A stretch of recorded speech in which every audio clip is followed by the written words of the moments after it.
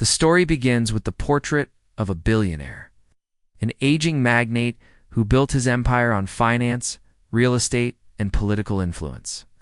From the outside, he is untouchable, a man with wealth so immense that he commands an entourage of advisors, security, and most importantly, doctors. His health begins to fail in ways subtle at first, an unusual fatigue, slight memory lapses, and persistent pains that cannot be explained away. As his fortune allows, he spares no expense in hiring a team of the best specialists money can buy. 15 doctors, renowned cardiologists, neurologists, endocrinologists, gastroenterologists, rotate in and out of his private estate, each arriving with the promise that they will solve the mystery. But despite the collective expertise, tests return inconclusive, treatments fail, and his condition worsens. His body becomes frailer, his energy evaporates. And each doctor leaves with another prescription, another adjustment, another theory. The billionaire's household falls into quiet, panic. Staff whisper in hallways. Security personnel are ordered to restrict visitors. His family estranged children, a distant wife, loyal siblings drift in and out, often more concerned about inheritance than the man himself.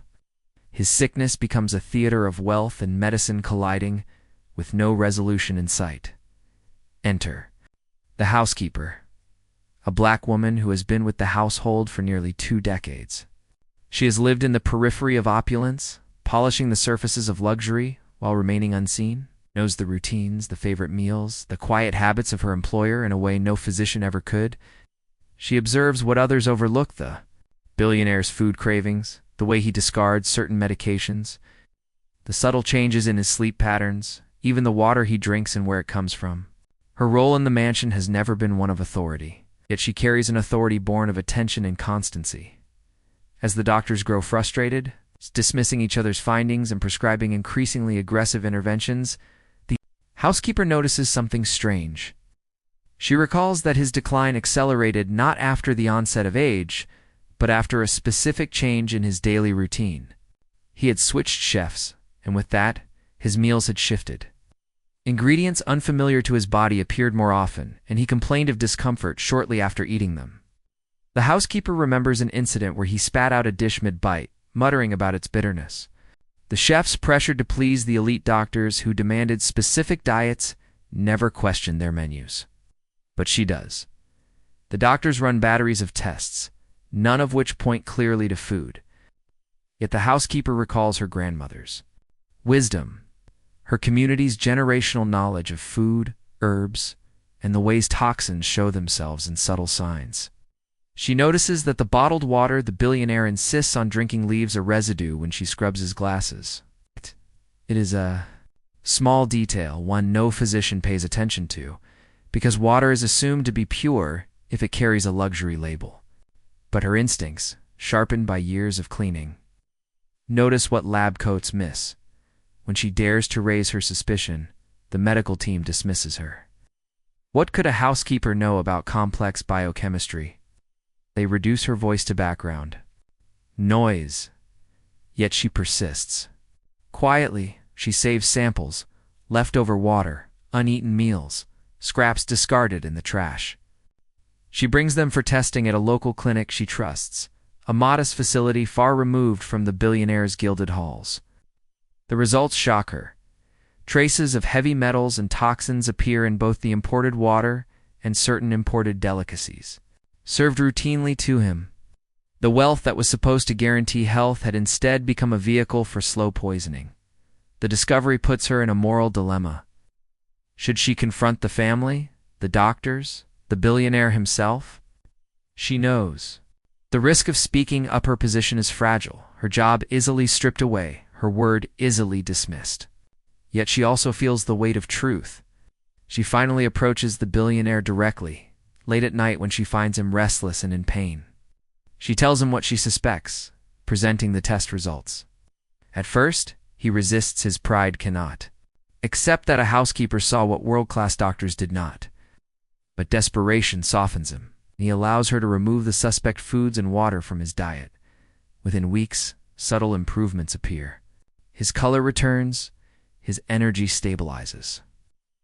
The doctors, perplexed, claim their therapies are finally taking effect, each eager to credit themselves.